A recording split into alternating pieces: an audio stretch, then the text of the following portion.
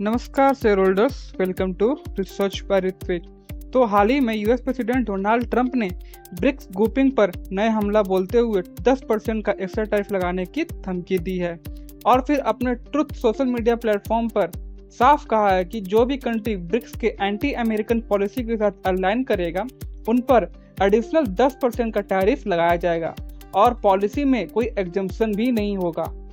फिर दूसरी तरफ ब्राजील में हुई ब्रिक्स समिट में लीडर्स ने ट्रंप के अनकंट्रोल इंपोर्ट टैरिफ और ईरान पर हुए रिसेंट इजरायली यूएस स्ट्राइक को निशाना बनाया, क्योंकि ब्रिक्स के 11 नेशन जिनमें ब्राजील, रशिया, इंडिया, चाइना और साउथ अफ्रीका शामिल हैं, जो कि दुनिया की लगभग आधी पॉपुलेशन और 40% ग्लोबल इकोनॉमिक आउटपुट रिप्रेजेंट करते हैं।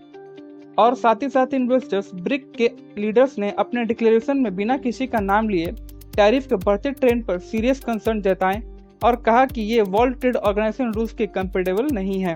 और उन्होंने ये भी ऐड किया कि ऐसे रिस्ट्रिक्शन ग्लोबल ट्रेड को कम करने, ग्लोबल सप्लाई चेन को डिस्टर्ब करने और अनसर्टेनिटी पैदा करने का खतरा पैदा करते हैं। और फिर ब्रिक्स के डिक्लेरेशन में मिडिल ईस्ट में इजराइल के मिलिट्री एक्शन पर भी निशाना साधा गया, क्योंकि इसमें रशिया क्रिटिसाइज नहीं की गई और वॉर टोन यूक्रेन का जिक्र सिर्फ एक ही बार किया गया। और समिट में चाइना के प्रेसिडेंट शी जिनपिंग जो 2012 के बाद पहली बार एब्सेंट रहे और रशियन प्रेसिडेंट व्लादिमीर पुतिन जो वीडियो कॉन्फ्रेंस के थ्रू जुड़े थे, क्योंकि Vladimir Putin international arrest warrant की वजह से ट्रैवल अवॉइड कर रहे हैं, इसलिए उनका नॉन अटेंडेंस नोटिसेबल था।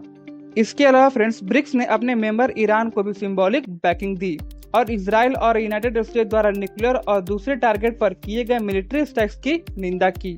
और ईरान के फॉरेन मिनिस्टर अब्बास ने लीडर से कहा कि उन्होंने यूनाइटेड नेशन के हर मेंबर से इजराइल की स्ट्रांगली निंदा करने को कहा है।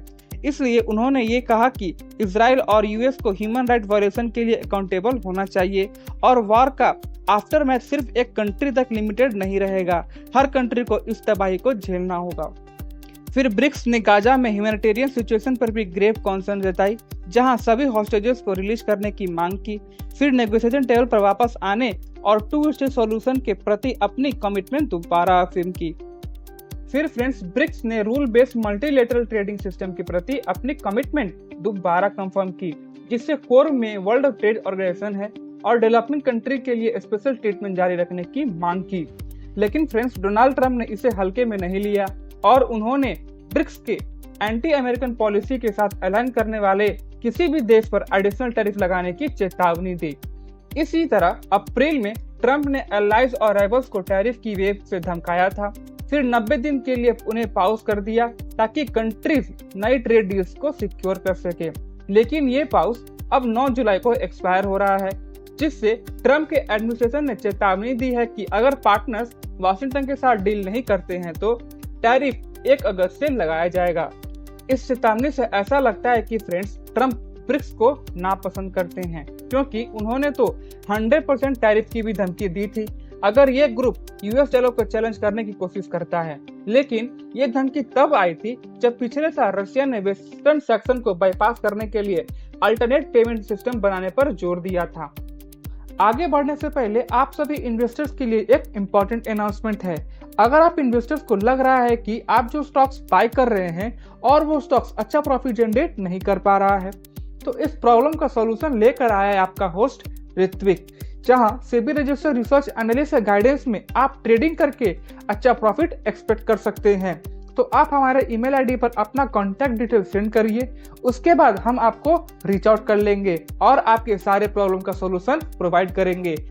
तो फ्रेंड्स, इस साल की ब्रिक्स समिट जो ब्राजील ने होस्ट की थी, जो ब्रिक्स के एक्सपेंशन के बाद पहली थी, और नए मेंबर को ग्रुप में कैसे शामिल किया जाए और ग्रुप के अंदर और यूनिटी कैसे बनी जाए, ये एक मेजर फोकस था। और फिर ट्रेड के अलावा ब्रिक्स लीडर्स ने ग्लोबल इंस्टीट्यूशन रिफरेंस सुधार की मांग की है, जिसमें United nation security council, international monetary fund और वर्ल्ड ट्रेड ऑर्गेनाइजेशन में रिफॉर्म शामिल हैं। फिर उन्होंने टेररिज्म की भी निंदा की, जिसमें पहलगाम अटैक शामिल था, और आर्टिफिशियल इंटेलिजेंस पर क्लियर रूल्स के लिए जोर दिया, ये कहते हुए कि आर्टिफिशियल इंटेलिजेंस को सिर्फ कुछ अमीर देशों के हाथ में नहीं छोड़ा जा सकता। और उन्होंने इजराइल फलस्तीन कॉन्फ्लिक्ट के लिए पीसफुल 2 स्टेट सॉल्यूशन का भी समर्थन किया। फिर इन्वेस्टर चाइना ने ट्रंप की नई टैरिफ धमकी पर रिटर्न में जवाब देते हुए कहा कि ट्रेड और टैरिफ वॉर में कोई विनर नहीं होता और प्रोटेक्शनिज्म से कोई रास्ता नहीं मिलता। चाइनीज फॉरेन मिनिस्टर के स्पोकवुमन माओ निंग ने कहा कि चाइना टैरिफ को पॉलिटिकल के रूप में इस्तेमाल करने का सख्त विरोध करता है। और डिमिट्री पेस्कोव ने भी इस बात से इनकार किया कि ब्रिक्स दूसरे देश को अंडरमाइन करने के लिए काम करता है। पर साउथ अफ्रीका के ट्रेड मिनिस्टर स्पोक पर्सन कामिल अली ने कहा कि उन्हें यूएस से फॉर्मल कम्युनिकेशन का इंतजार है, क्योंकि इससे उनकी बातचीत कंस्ट्रक्टिव और फ्रूटफुल बनी हुई है।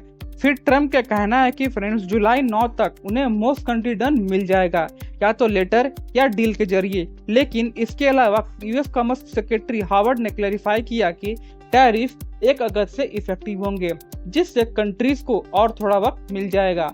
अगर अगस्त तक डील नहीं होती है तो ट्रेजरी सेक्रेटरी स्कॉट ने कहा कि टैरिफ बूमरैंग बैक होकर अप्रैल 2 के लेवल पर आ जाएंगे।